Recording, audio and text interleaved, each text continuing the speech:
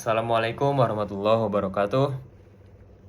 Alhamdulillahirrabbilalamin. Wabihi nasta'in wa ala umuri dunya waddin. Wassalatu wassalamu ala asyrafil anbiya'i wal mursalin. Walhamdulillahirrabbilalamin. Yang pertama-tama marilah kita panjatkan puja-puji syukur kita kehadirat Allah subhanahu wa ta'ala, karena kita masih diberikan nikmat Islam, nikmat ihsan, nikmat iman hingga detik ini.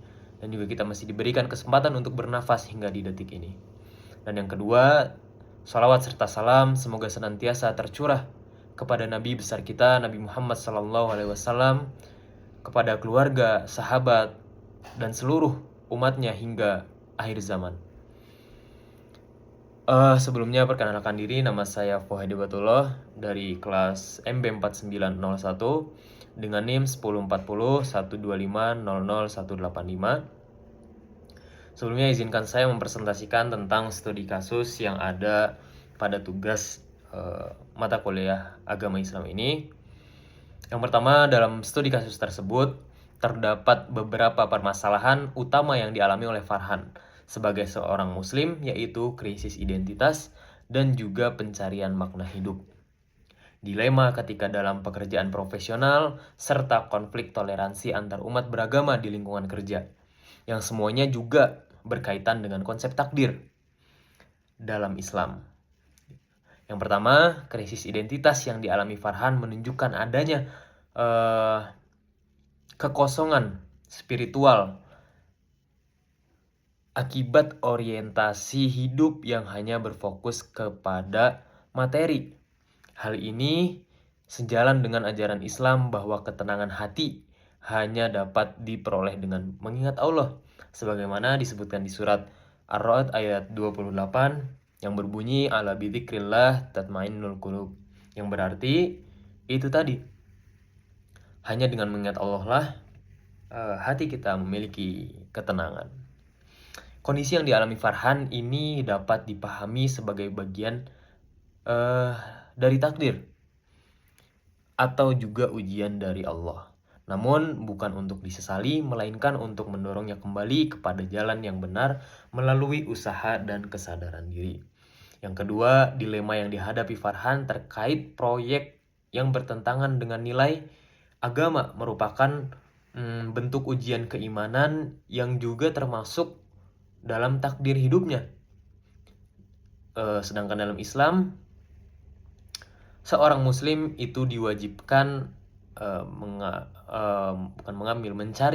mencari dasar hukum dari Al-Quran atau hadis atau ijma dan juga qiyas sebelum mengambil keputusan.